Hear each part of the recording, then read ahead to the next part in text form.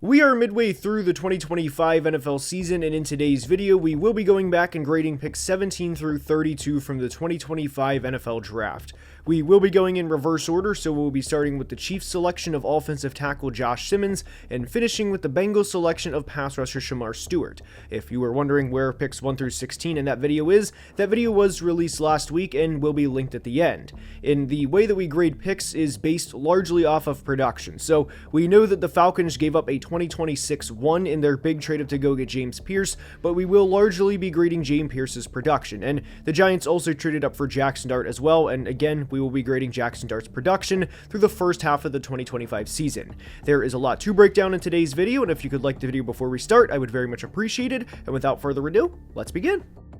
Josh Simmons was the Chiefs' first-round pick. In full transparency, this will be the only player that I appear on screen for in today's video, and we'll explain more in a minute. But Simmons was a prospect I liked a lot coming out of Ohio State, and I am a firm believer that if he were able to stay healthy through Ohio State's national championship run, that he would have been selected number 4 overall, where Will Campbell, the offensive tackle from LSU, was, and that Josh Simmons would be a Patriot. He allowed a single pressure and over 150 pass-blocking snaps for the Buckeyes last year, and I thought Simmons' pro comparison was in the Christian Darrisaw and Trent Williams mold, and he's played really well for the Chiefs in the time he's played so far. Now, Josh Simmons at this point in time has missed about a month or so due to what's been described as a personal issue. In the 5 games Josh Simmons played, he has looked really good for the Kansas City Chiefs, but as a human being, first and foremost, we hope that Josh Simmons and his family are doing okay, and it has been reported that he is back at the facility and is expected to be on the football field again soon. But based on what we've seen in the first 5 games of his career, the Kansas City Chiefs look to have a franchise left tackle, and this draft grade, again based on 5 games, would be an A+. Jahad Campbell is up, and this is a player I absolutely loved in the pre-draft process for several reasons, and it was the combination of his size and speed as well as his football IQ. And I think we've seen that on full display through the first half of his rookie year. And for reference, I had him at player 5 on my big board, and I actually tweeted in March, Jahad Campbell is going to fall to a contender due to positional value, and is going to be one of the best values in the draft, isn't he? And that's largely what he's been. If there is one frustrating thing about the Campbell pick, it's been the continuous attempts to try him at edge, which I don't like, but he's been really good in coverage and up and down in the run game. And with Campbell showing this much flash at 21 years old in coverage, I love this pick and think he will be a good player for a long time. And for the run game part, I think he'll get better with time. The usage of Campbell has been a little frustrating, but all things considered, this should be viewed as a hit, and there's a reason Howie Roseman is one of the best general managers in the NFL. I don't think there's any world where Jahad Campbell is the 31st best player in this class, and right now this grade is an A. Maxwell Hairston, a corner from Kentucky, was the Bills' first-round pick, and Hairston's career got off to an unfortunate start as he sprained his LCL in a practice before the season, which forced him to start the year on injured reserve. And because of this, Hairston didn't make his NFL debut until after their Week 7 bye. And at the time of this video release, he's only played 110 total defensive snaps, but there's been more good than bad, and more promise in his game than a lot of young corners across the NFL. And believe it or not, Hairston actually has 2 interceptions in the first 3 games of his NFL career. There was one play where he allowed a 38-yard touchdown on a double move against Jalen Waddle, but it was against Jalen Waddle of all receivers in his 3rd career game, meaning I think that's okay, especially considering he had an interception later in the game when Tua was targeting Jalen Waddle. So right now, because he's only played 110 total defensive snaps, I think this has to be an incomplete grade, but based on what we've seen from him so far, if I were to give a grade, it would be an A-. Josh Conerly of the Commanders, an offensive tackle, is up, and we know it's been a difficult season for the Washington Commanders so far, and unfortunately Conerly has had his ups and downs through 10 games. And through 10 games, he is 2nd in the NFL in pressures allowed with 32, and is also tied with Chiefs offensive tackle Jawan Taylor with the most penalties by an offensive lineman so far with 10. But even through this, there have been flashes from Conerly in his rookie year that leads me to believe he will be fine in the long run. It was unfortunate for Conerly Connerly that he was matched up against Micah Parsons in the second game of his NFL career. That also happened to be on a primetime game. That also happened to be the worst game of his career so far. But Connerly had a really good game against the Lions in Week 10 and only allowed a single pressure on 28 pass blocking snaps, and a lot of those snaps were lined up against Aiden Hutchinson. And coming out of Oregon, I thought Connerly may have a bit of a transition period because he was a little light for an offensive tackle, and I thought there were anchor concerns at times, but I think he will get better over the remainder of his rookie year, and there have been moments where he looks really good. Right now, this is a C, with it expected to go up. Tyleik Williams, the big defensive tackle from Ohio State, was the Lions' first-round pick, and in the first half of his rookie season, he's played a little over 200 snaps and has 6 tackles in 9 games. And there's a few things that can be true regarding this pick. I don't think Tyleik Williams has been great when he's played, and that part is fair, but he's also in a good situation for him to truly develop and maximize the player he can be in 2026 and beyond. And he's also in a really crowded defensive tackle room right now, as Aleem McNeil was paid near $100 million last year, and inevitably when he came back from injury, Tyleik Williams' snap count was going to decrease, and it has. I also think it's fair to say that DJ Reader right now is better than a 22-year-old rookie getting adjusted to the NFL, and that's fine. Detroit is in a position where they can draft a year ahead while still contending and having depth at a position you can never have enough depth, and that's the defensive line. Now, when Tyleik has played, I thought he got pushed around in the run game more than you'd like, especially for a player his size, but I believe in the Lions' vision and think he will be fine in the long run. If I had to give a grade for this pick, right now it would be a D. Malachi Starks, the talented safety from Georgia, fell to Baltimore at pick 27, and I thought this was a very Ravens pick when it was made, and I mean that in the best way possible. Starks was a very good safety prospect, and one of the big reasons he fell in the draft was largely due to positional value. And Ravens fans would acknowledge this, but Starks had a bit of a transition period in the first few games of his rookie season, which happens. The only players who seemingly don't or didn't have a transition period are guys like Jamar Chase, Quentin Nelson, and a few others, and you get the point. But over the past few weeks, the light bulb seemingly clicked, and Malachi Starks has been the player he was touted as coming out of Georgia. And at the time of this video release, in Malachi Starks' last 2 games, he's been targeted 4 times and has allowed 2 receptions for 10 yards, and also has 2 interceptions with an opposing passer rating of just 16.7 when targeted. His teammate, All-Pro safety Kyle Hamilton, also said something to the effect in a recent press conference of, yeah, maybe we shouldn't call a player a bust 7 games into their career, and I couldn't agree more. And the Ravens are one of the best run organizations in football for a reason. This one was simple, just draft a good football player, and they did. Right now this grade is an A-, though I would be shocked if this grade does not go up at season's end. James Pierce Jr. of the Falcons is up, and like we prefaced in the intro, we are grading James Pierce and not the 2026 first in addition to this pick. And for what it's worth, the Falcons also drafted Xavier Watts with the 3rd round pick they got back within the Rams trade. But anyways, the Falcons' pass rush had been abysmal for not just a year or 2, but years, as in half a decade plus. And midway through the 2025 season, James Pierce is actually 3rd in the rookie class in pressures, behind only Abdul Carter of the Giants and Donovan Ezaraku of the Cowboys, though it is worth noting, Pierce has less pass rushing snaps than the 2 guys ahead of him. And with this pick, and even the Jalen Walker pick, the goal was for each of these guys to be in Atlanta for a long time. They were each younger rookies, with Pierce recently turning 22 and Walker being 21 for the entirety of his rookie season. And I think there's been several flashes from James Pierce throughout the first half of his rookie year, and that's extremely encouraging for a 22-year-old in the trenches. The raw numbers aren't there at the moment, but with how he is winning, I think the numbers will slowly accumulate over the back half of his rookie season, and then even more in year 2. Right now, this grade is a B, with it expected to go up.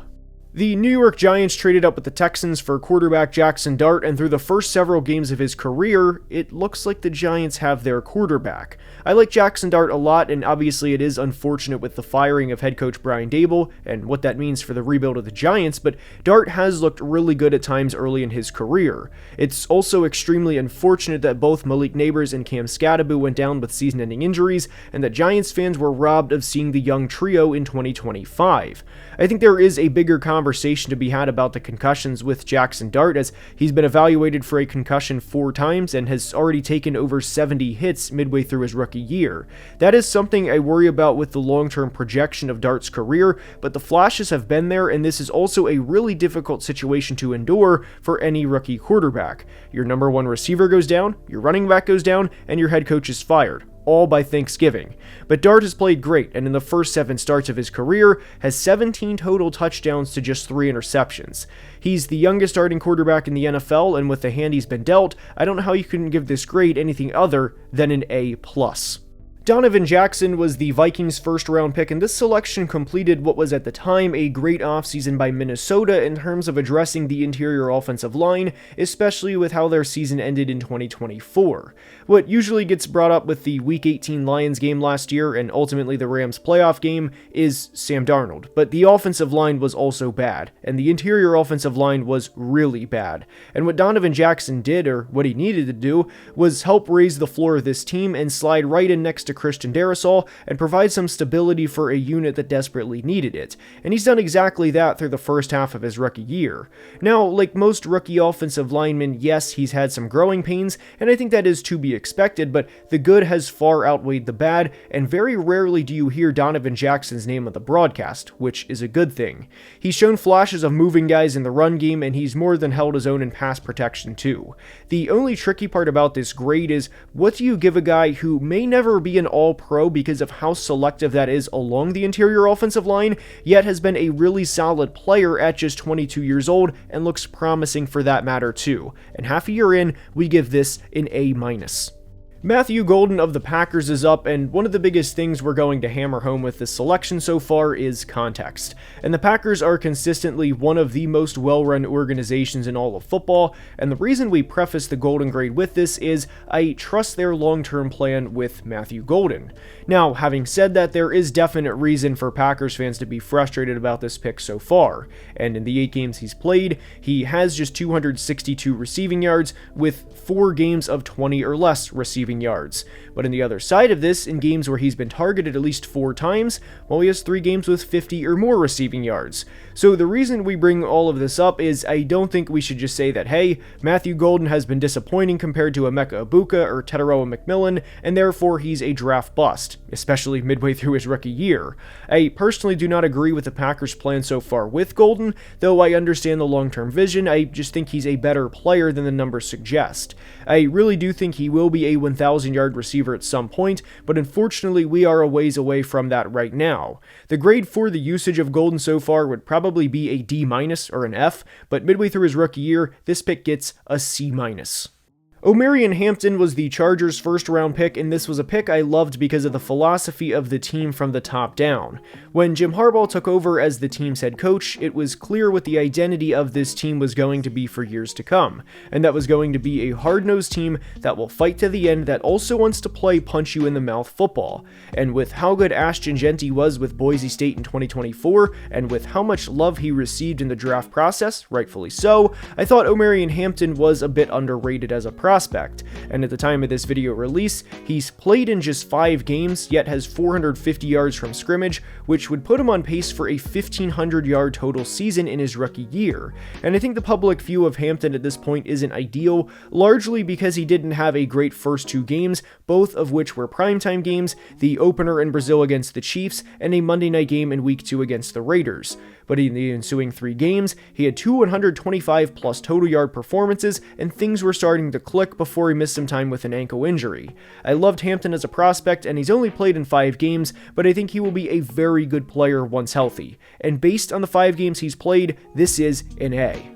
Derek Harmon of the Pittsburgh Steelers is up, and there was a lot of speculation on draft night that if a certain quarterback from Colorado fell this far, that the Steelers were going to take him. But they didn't. Now, admittedly, with Derek Harmon, I was a little lower on him than other analysts, and it's because during his time at Oregon, I thought he spent more time on the ground than you would have liked, and I also thought he missed a lot of tackles. And I actually had Harmon one singular spot above the Steelers' 3rd-round pick, Caleb Johnson, on my big board. But midway through his rookie year, the flashes have absolutely been there with Derek Harmon, and like we preface with interior defensive linemen, the stats 99% of the time are not going to be there. And for reference, Quinnen Williams Williams and Dexter Lawrence, both of which were first-round defensive tackles back in 2019, had 2.5 sacks in their rookie years. And there's been flashes of Harmon having very violent hands on tape, and he's currently second amongst rookie interior defensive linemen in pressures. Harmon also suffered a sprained MCL in the preseason, so maybe there was a bit of a transition period on top of the rookie transition period when he came back from injury early on. And the flashes have been there for the 22-year-old rookie, and I think this is a sign of things to come. A B grade. Jahdae Barron of the Broncos is up, and this is a pick that needs context, at least for the purpose of this video. He's played less than 200 snaps so far, but the role the Broncos have used him in has been pretty interesting. Instead of having a 3-down linebacker pick up the tight end on 3rd down, they've largely been using Jahdae Barron to cover opposing tight ends, and the results have been pretty good. The two biggest plays Jahdae Barron is credited with giving up was a 31-yard play to Brock Bowers in Week 10, which I am willing to dismiss because Brock Bowers is, Brock Bowers, and the other was a tipped ball touchdown to Theo Johnson against the Giants, which I would also be willing to dismiss because the ball bounced directly into Theo Johnson's hands. And the Broncos' pass rush this year is historic, but there's a real scenario that teams draft players like Jahdae Barron in the future, specifically to try and take away tight ends out of the game, and what we could be seeing here with Jahdae Barron is the start of a new trend.